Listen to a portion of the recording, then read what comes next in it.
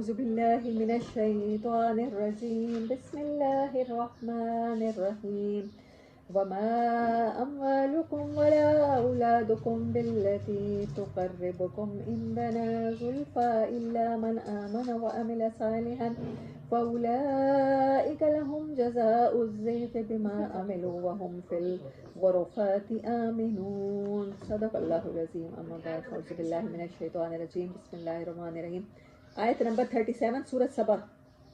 سورہ نمبر 34 ہے، 54 آیات ہیں اور آیت نمبر 37 میں نے تلاوت کی ہے.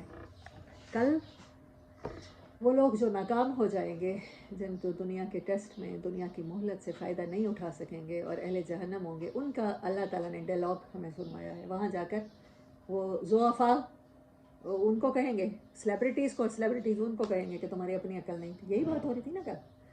اور آج کی آیت کی طرف چلتے ہیں. وما اموالکم، اور تمہاری یہ اولاد،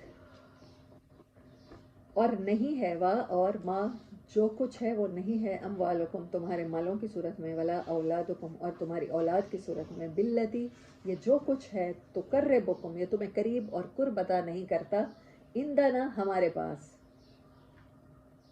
کتنی بڑی بات اللہ تعالیٰ نے کرتی. تم کہتے ہو مال اولاد کی کثرت ہمیں اچھا انسان پروو کرتی ہے، ہمیں کامیاب انسان. دنیا میں کامیاب کسے کہتے ہیں ہم لوگ؟ دیکھیں سیلف میڈ آدمی ہے، اس نے زیرو سے امپائر کھڑی کر لی. سائیکل پہ کپڑا بیچا کرتا تھا، آج اپنے کپڑے کے ملے ہیں. یہ کامیابی کا معیار ہے ہمارا.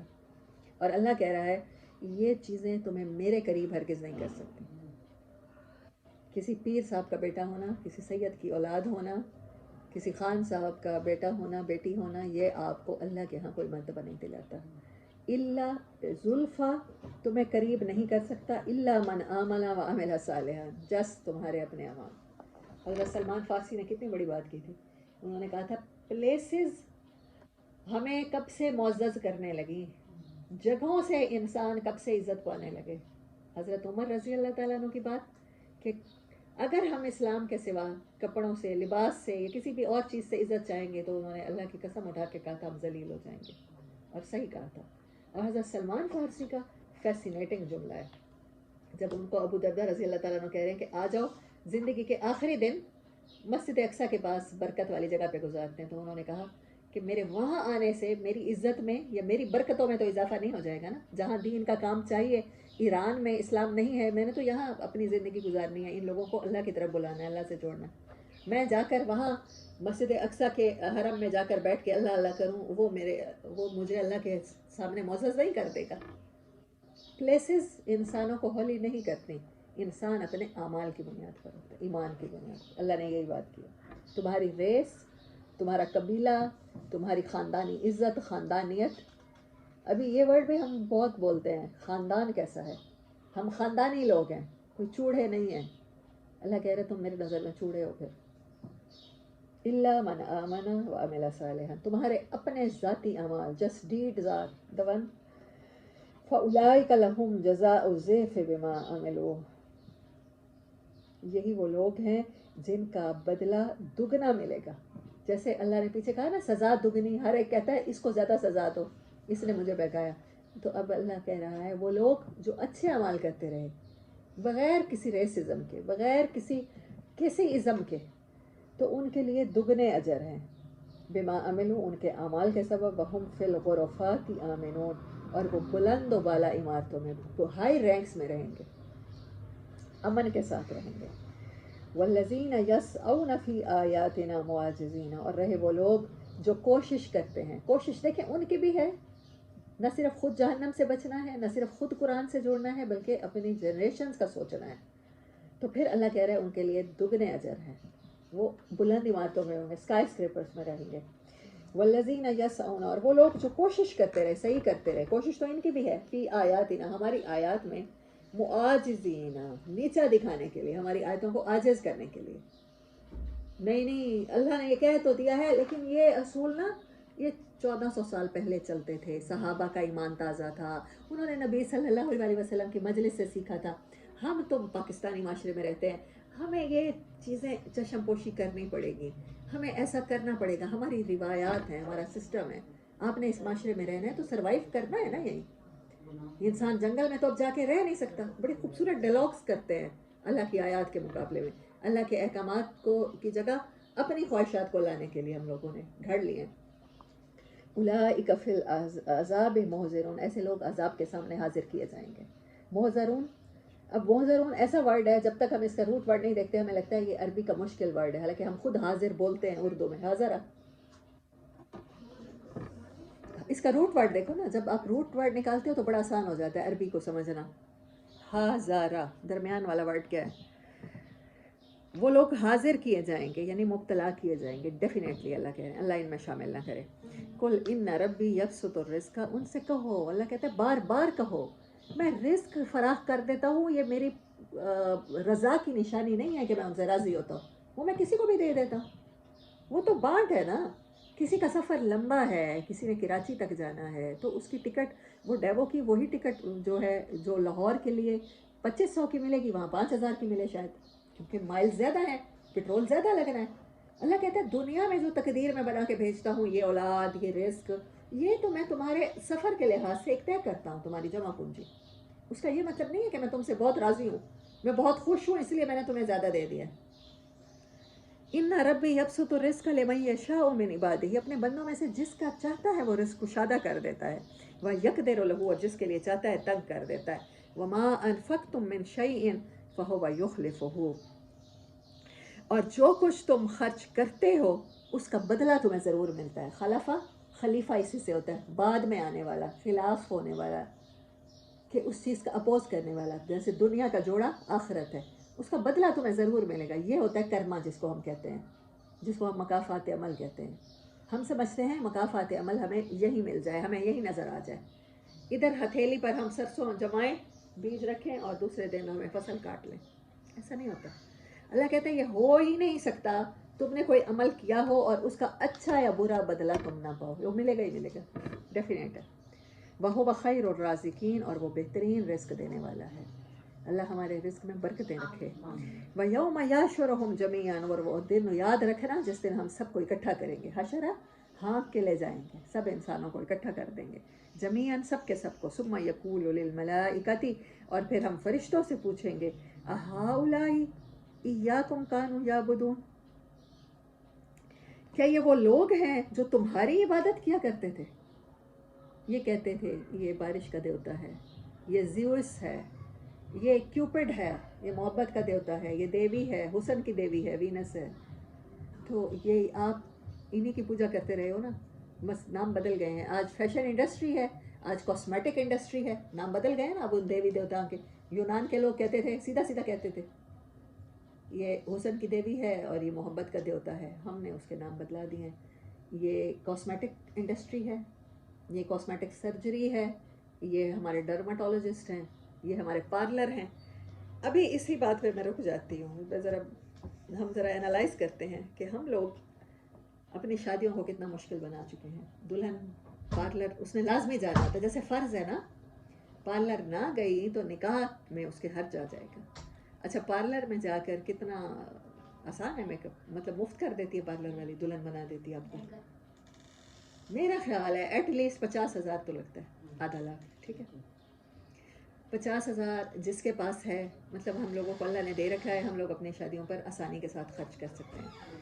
اس کی وجہ سے جو ہمارے ارد گرد کام کرنے والے لوگ ہیں، جو ہم سے ملنے والے لوگ ہیں، ہر فیملی میں امیر بھی ہوتے ہیں، غریب بھی ہوتے ہیں، درمیان والے بھی ہوتے ہیں.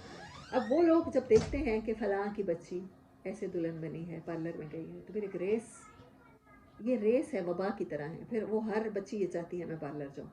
اچھا وہ مہنگے پارلر نہیں جائے گی تو کسی ایسے پارلر کو ڈھونڈے گی جہاں 25,000 اس کا باپ افورڈ کر سکے. اچھا اس کا باپ جو کام کرتا ہے، مزدور ہے، اس کی کل آمدنی 25,000 ہے. اب اس نے بیٹی کی شادی کرنی ہے تو پھر کیا ہے، اس کی سہیلیوں کی جیسے ہوئی ہے تو اس کی ویسی ہونی چاہیے. اب کیا کریں، باپ جہاں کام کرتا ہے وہ وہاں سے ایڈوانس پکڑ لے گا. ٹھیک ہے، میں اوور ٹائم کر کے ایڈوانس اتار دوں گا. اوور ٹائم کی وجہ سے یہ ہوگا کہ پھر وہ جو کیپیسٹی ایک ہیومن باڈی میں کیپیسٹی ہے 8 گھنٹے کام کرنے کی، 12 گھنٹے کام کرے گا، 4 گھنٹے اوور کرے گا. اس کی وجہ سے اس کا سیلف بریکیج زیادہ آئے گا، اس کے پرابلم زیادہ آئیں گے. ہو سکتا ہے اس کی وجہ سے وہ کسی ایسی بیماری کا شکار ہو جائے. وہ ابھی قرض چکانا ہے، اس نے شادی کرنی ہے بچی کی، کیونکہ بچی نے پارلر سے تیار ہونا ہے. ٹھیک ہے، ابھی بیٹی کی شادی پر میں رہ رہی ہوں. اس کے بعد اور صرف پارلر پہ رہ رہی ہوں. ابھی میں جہیز کی لسٹ پہ نہیں آ رہی, میں کسی زیور پہ نہیں آ رہی, میں کپڑے پہ نہیں آ رہی, میں صرف میک اپ پہ آ رہی ہوں. چونکہ فلاں کی بچی خوبصورت دلہن بنی تھی تو میں نے اپنے فادر سے کہا ہے کہ میں نے بھی ویسے ہی بننا ہے. فلاں کی بچی اس پارلر سے تیار ہوئی تھی, وہ سستا ہے, 50,000 کا نہیں ہے, وہ تو وہاں سے تو باجیاں تیار ہوتی ہیں, یہ تو سستا ہے, یہ تو یہاں والے تو پیسے آپ افورڈ کر لیں گے. اب میرا فادر جہاں کام کرتا ہے تو اس نے لیا ایڈوانس لینے کی وجہ سے کیا اس نے اوور ٹائم جب اس نے لگایا تو وہ ہو گیا بیمار ہونے کی وجہ سے گھر میں وہ جو کمال سرکل چل رہا تھا, وہ روز شام کو سبزی یا سودا لے کر آتا تھا جو میری اماں پکا کے کھلاتی تھی, اب وہ نہیں آتا, وہ گھر پہ پڑا ہے. فاقوں کی نوبت آ گئی ہے. اس کی وجہ سے ہو سکتا ہے میرے بہن بھائیوں کی تعلیم بھی چھوٹ جائے, مے بی پاسبل. وہ بھائی جو 8ویں میں پڑھ رہا تھا اس کو پھر کسی ورک شاپ میں نوکری کرنی پڑے جہاں سے اس کو مہینہ آنا شروع ہو جائے. ہو سکتا ہے اسے درزی کے کام پہ ابا بٹھا دیں, وہ درزی کے کام پہ بیٹھے گا تو پھر وہ ہفتہ لے کر آئے گا, پھر اس کی وجہ سے گھر میں دال روٹی چلنا شروع ہو جائے گی شاید. اور اگر بیٹے نہیں ہیں اور اگر کام کرنے والے بھی نہیں ہیں, بچے ابھی چھوٹے ہیں, تو پھر فاقے ہوں گے تو دوائیاں کہاں سے لیں گے؟ دوائیاں لینے کے لیے ڈاکٹر صاحب کے پاس جائیں گے, تو چلیں ڈاکٹر صاحب اگر سرکاری ہسپتال میں دکھا بھی دیا تو پھر اب دوائیوں کے لیے پیسے نہیں ہیں, تو میڈیکل ہال والا کہے گا بی بی تھوڑی دیر کے لیے آپ مجھے خوش کر دیں تو میں آپ کو دوائیاں دے دیتا ہوں. غریب کی عزت دوائیوں کے بوٹلز پہ, دوائیوں کی ٹیبلٹس پہ ختم. آپ کی وجہ سے وہ بچہ جس کا باپ بیمار ہے گھر میں پڑا ہے کیونکہ بہن کی شادی پر پیسے لگ گئے, اور اس کو وہ استاد نے بھی ابھی کام سیکھ رہا ہے تو غلطیاں کرتا ہے, تو اس کی تنخواہ ہفتہ کاٹ لیا ہے. اب اس کا دل چاہے گا کہ میرے ماں بہن کو گھر میں باپ کو بھوکا دیکھوں. ہو سکتا ہے وہ جو اس کا استاد ہے یا مستری ہے یا درزی ہے, اس کے گلے میں سے کچھ پیسے چرا لے. چوری بھی ہوئی, عزت بھی گئی, بڑے بڑے جرم ہوئے. کس کی وجہ سے؟ کیونکہ ہم نے اپنی بچیوں کو پارلر سے تیار کرنا ہے. ہمارے پاس تو ہے, اللہ کا دیا ہے جو صحیح, تو اسی کو دکھا رہے ہیں, کچھ اور تو زیادہ تو نہیں کر رہے. ذرا گناہ اپنے دیکھے, کاؤنٹ کرنا شروع کریں ہم لوگ کہ ہماری وجہ سے کتنا کچھ اپسیٹ ہو جاتا ہے معاشرے میں. ایک چکر چل گیا, ایک ریس چل گئی ہے. حالانکہ دلہن اچھے صاف ستھرے کپڑے پہن کر اور میک اپ جو گھر میں ایوریج ہے اس کے ساتھ تیار ہو کے بھی آپ خوبصورت لگ سکتے ہیں. لیکن نہیں نا, میک اپ انڈسٹری پر, بیوٹی کی انڈسٹری پہ خرچ کرنا ہے. اور ابھی ہم کہتے ہیں ہمارے دیوتا تو نہیں آئیں گے. میں نے صرف پارلر کی بات کی ہے, اس سے ریلیٹڈ جرائم دیکھیں بات کہاں تک پہنچی ہے.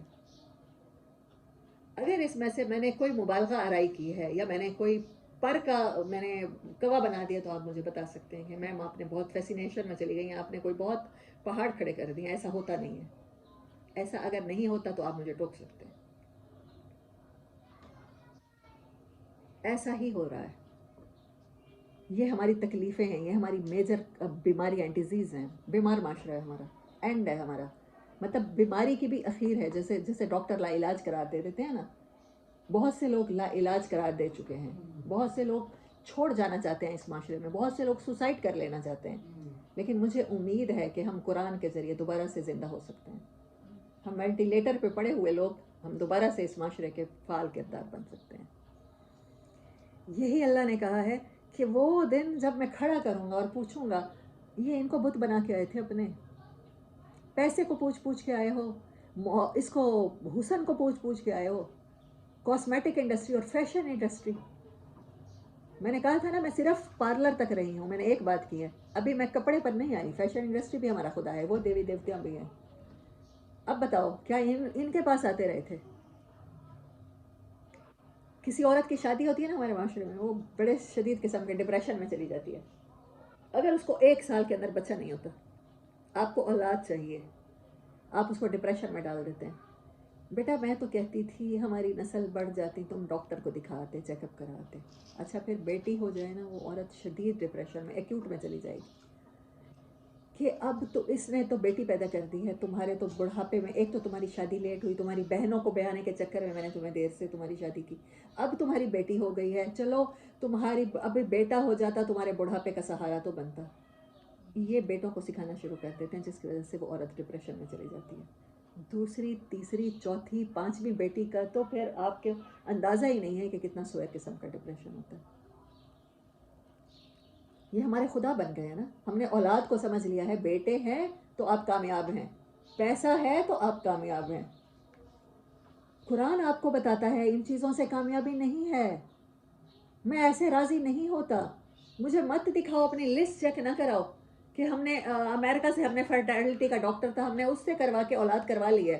اللہ پاک کو نہ دکھاؤ اپنی میڈیکل رپورٹس کہ ہم نے کروا لیا، ہم نے اس پر اتنا پیسہ خرچ کیا ہے، ہم نے آخر اولاد لے لی ہے. اسے نہیں چاہیے تم سے اولاد، اسے نہیں چاہیے تم سے ڈگریاں، اسے نہیں. جاب ڈسکرپشن تمہارا تجربہ نہیں ہے کہ تم نے 10 آفیسز میں جاب کیا، تم اس کمپنی کے لیے فٹ ہو یا نہیں. اللہ کی کمپنی کے لیے صرف تمہارے اندر انسانیت ہونا تمہیں اپروو کرا دے گا، تمہارے رینکس بڑھا دے گا. کیونکہ یہ بہت مختصر زندگی ہے، اس میں آپ یہ کرنے آئے ہو، اللہ سے جوڑنے آئے ہو، لوگوں کو، انسانوں کو درندوں کے معاشرے سے دوبارہ انسان بنانے آئے ہو.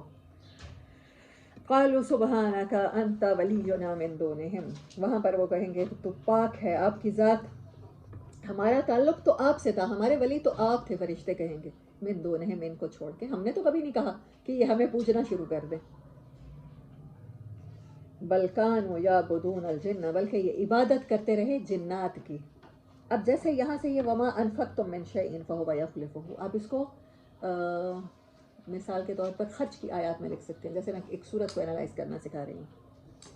اچھا آپ آخرت کی آیات میں لکھ سکتے ہیں یوم نحشر، یہ جو سین ہیں جنت کے، یہ جو سین ہیں جہنم کے، یا جو کنورسیشن ہے، ڈائلاگز ہیں، اس کو آپ ایک آخرت ایک صورت میں ایک ٹاپک بنا سکتے ہیں کہ اس میں یہ آیات آخرت میں فٹ ہوں گی. Hair after. بل کانوا یعبدون الجن، بلکہ یہ لوگ عبادت کرتے رہے جنات کی. اکثرہم بہم مومنون، اکثر لوگوں کا ان پر ایمان تھا.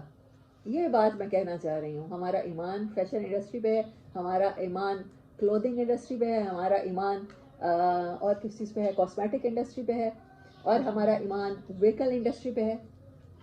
مردوں کو کیا شوق ہوتا ہے؟ اچھی گاڑیاں، میری گاڑی کتنا بھاگتی ہے، میری گاڑی پیٹرول کتنا کم پیتی ہے، میری گاڑی میں اے سی کتنا اچھا چلتا ہے. بوائز کے یہ شوق ہوتا ہے.